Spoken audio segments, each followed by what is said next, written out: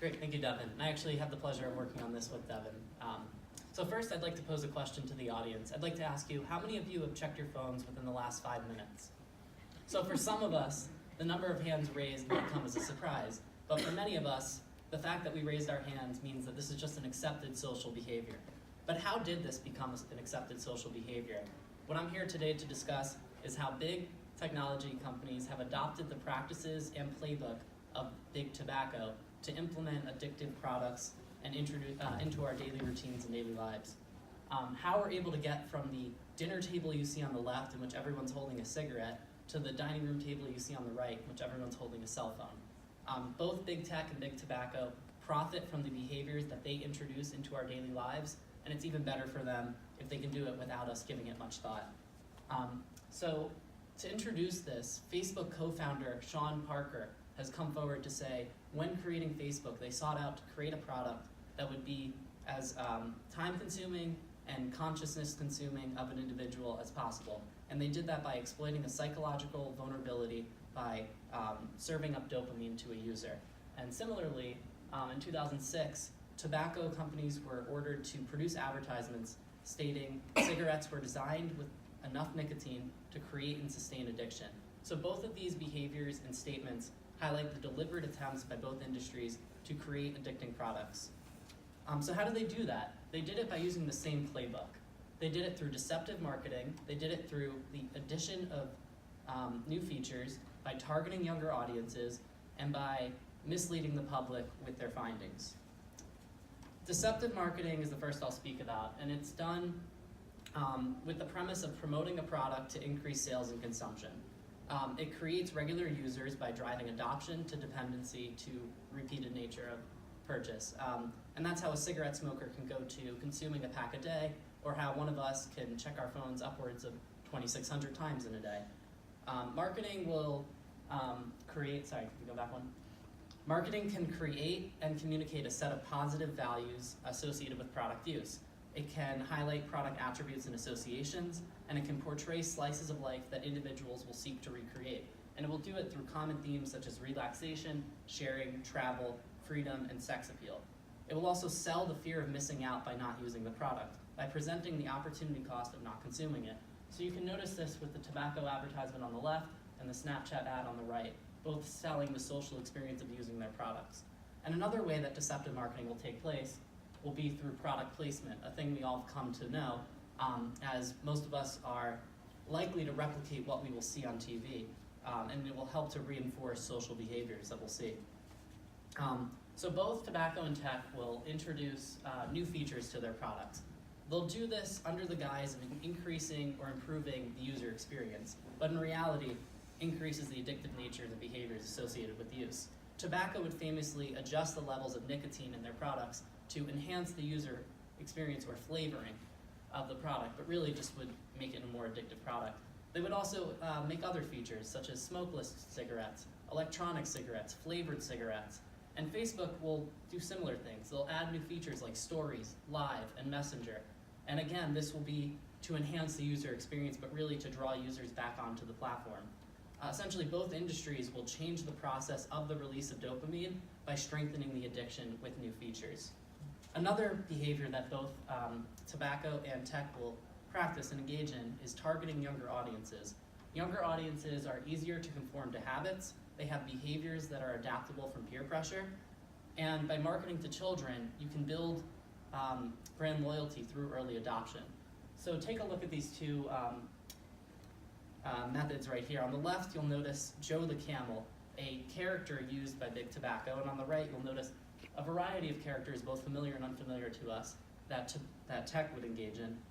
Characters are identifiable, they are inviting and enticing, same with the bright colors that are both used, and these are appealing mediums to children.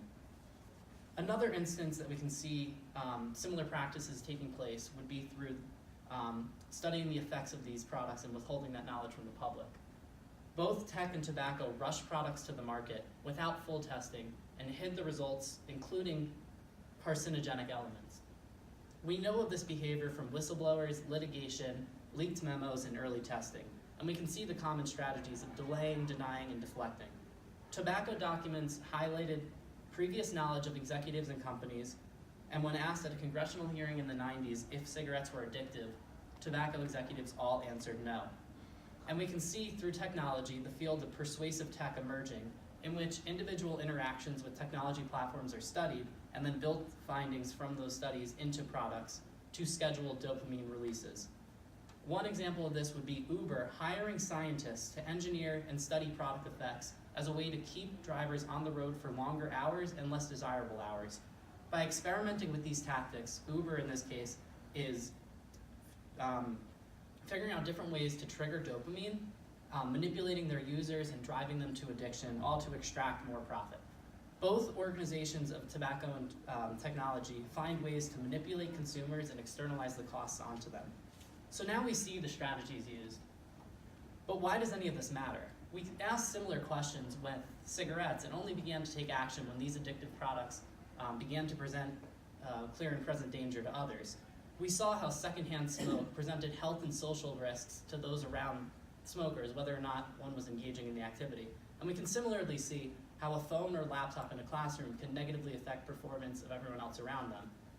It's worth noting that the effects don't just stop there. The health risks and social risks of consumption of an addictive medium are far-ranging, including nervous system overdrive, sleep disruption, and scattered attention. So by shifting our views away from addictive media in the vein that we hold it now, and more in the way that we did with tobacco, we can begin to recognize the two addictive mediums as addictions and as public health issues. And we can address them as such through the introduction of drug and tech safety programs in schools, through the development of addiction programs to recapture attention and communication skills, through the creation of technology-free zones. And we can do all this to drive an increase in productivity and economic growth and to engage in a more civically healthy society. We know people who are more likely to be addicted to things are likely to be addicted to cell phones. And we can clearly see that everyone in this audience is likely on some level of addiction. And we can see that the methods and intentions of the two industries are the same. Both are rewarding the consumer with a satisfying release of dopamine, and both are able to engineer these products with these specific dopamine triggers. And they're able to externalize the cost onto the user. Individuals are essentially engineered by economists and scientists to behave in these conditioned ways, and they do that for the benefit of the economy of the organization in control of the product design. However, as consumers, we can become more aware of these designs and practices. We can exercise more self-control and awareness. We can monitor our screen time. We can institute technology breaks. We can unsubscribe, we can uninstall, and we can implement grayscale mode as a way to not have warm, inviting colors entice us into our products. Thank you.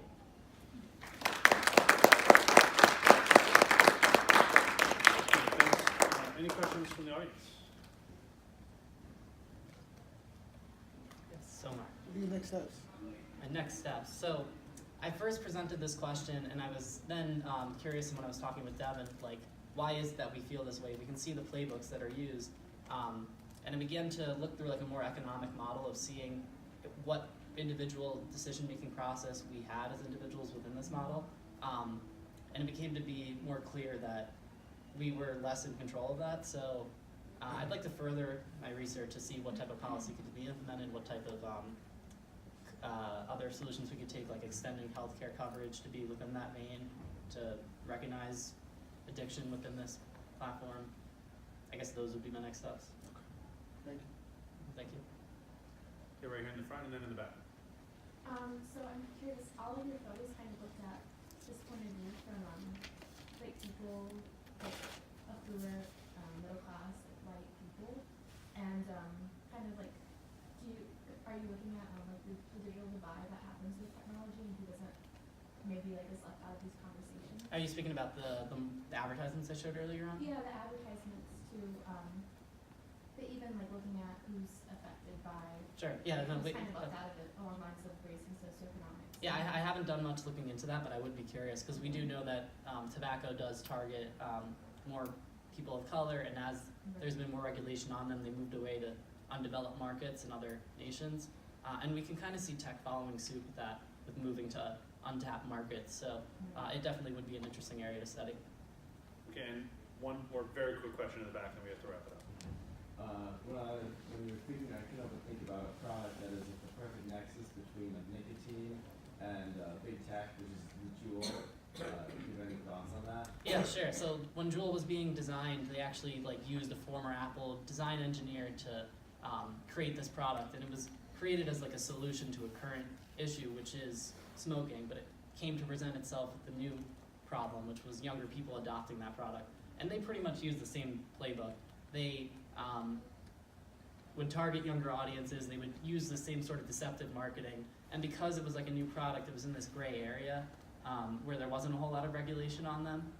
So it's to be seen what will happen with that, but it's definitely interesting how it fits within the realm of tech and tobacco. Great, thank you. Yeah, thank you.